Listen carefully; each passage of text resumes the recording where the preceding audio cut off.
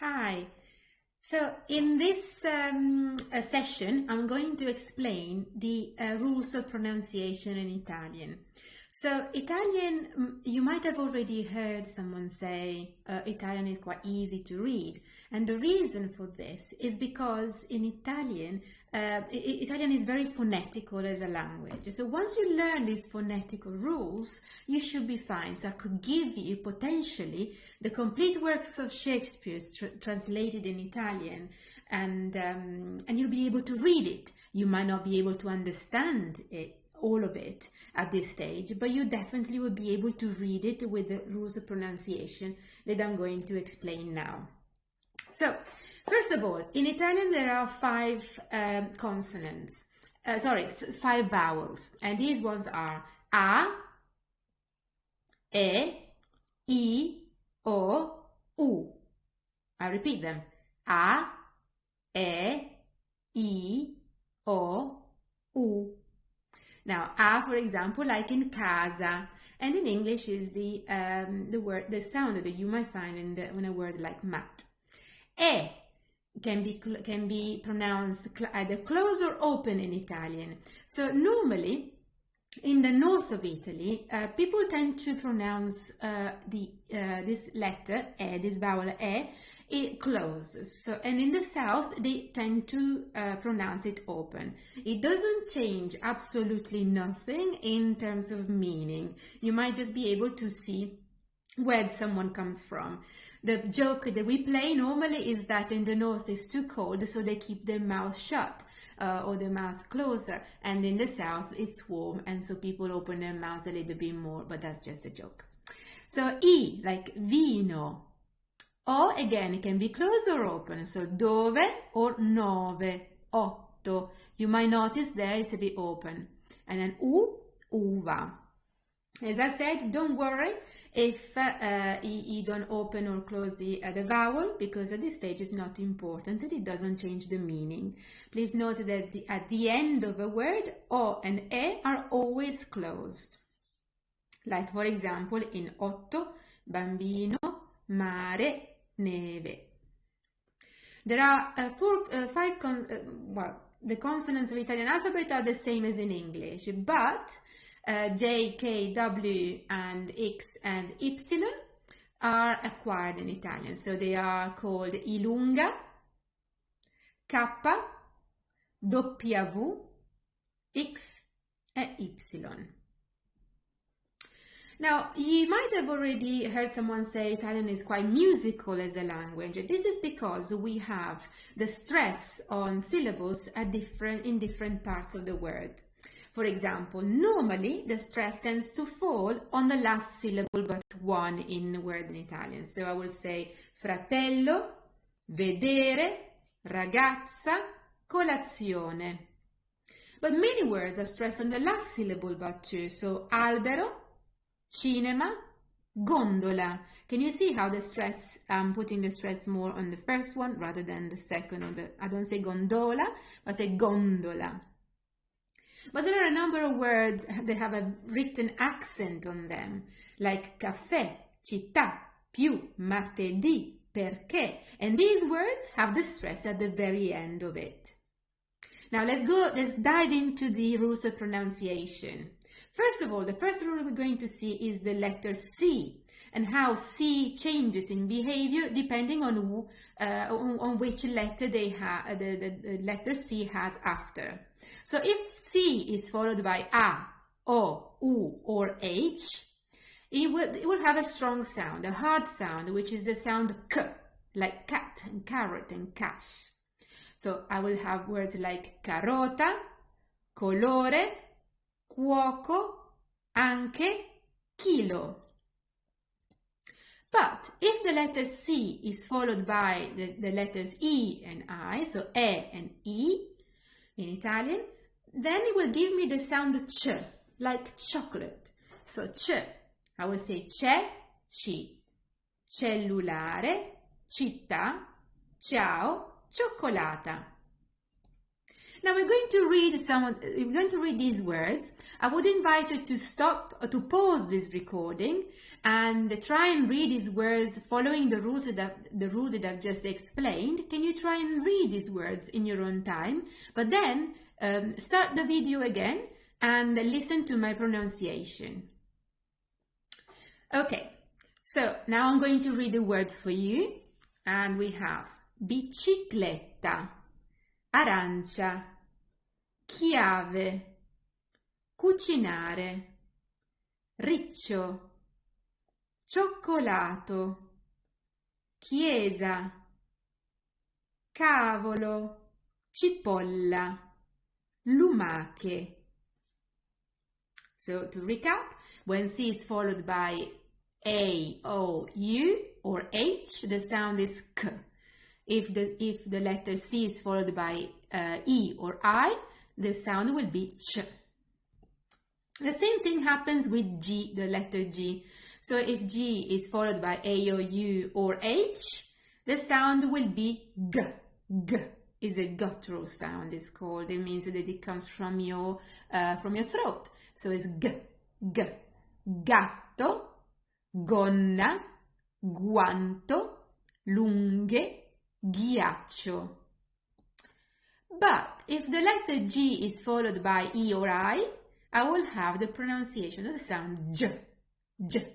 Gianni, giorno, Giulia. Now we have some words that we can read. And again, please pause the video, read the words for yourself, and then listen to the pronunciation that I give when you finish. Now I'm going to read the words for you. Taleggio, gioco, asparagi, gelato, ghiro, gorgonzola, funghi, aringhe, ghiaccio, gesso, spaghetti. Now, here we have lots of different words that you can read on your own, and then you can record your voice and send them to me if you like, so I can tell you if you're on the right track for pronunciation. So the other sound that we're going to look at is the sound GL plus vowels. Now this is a tricky sound because it doesn't really exist in English language, but the closest word to this that includes this sound in English is the word million. It's quite a liquid sound, so you can feel that your tongue is rolling at the back and the is touching your palate. So we will have words like bottiglia, coniglio, biglietto, moglie, famiglia. The same happens with the sound GN, and for this one you probably have heard the sound gnocchi. The word gnocchi is the pasta potato dumplings that you eat. So I will have words like gnomo, ogni, significato, gnocchi, spagnolo, bagno, bisogni, compagne, campagna. Now let's try and read these words, and like before, you can pause the video, read these words for yourself, and then listen to my pronunciation. So I will read the word tovaglia, bigne, campagna, aglio, lasagne, ragno, paglia, tagliatelle, vaniglia. Now these are the last sounds that we're going to see today, and this is the combination of S plus K, S plus K, the sound K. This is the phonetic alphabet, so it's sk, sk. Or the sound sh. Well, when do we have the sound sk and when we have the sound sh? So we will have the sound sk whenever I have k plus a or u or h. So I will have ska, sko, sku or ske, ski. exactly like we did with ka, ko, ku, ke, and ki. Yeah?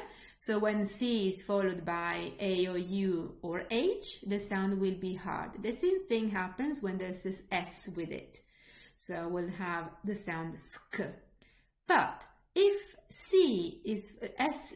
are followed by I and E, the sound becomes sh, like when you want to tell someone to be silent. Shh.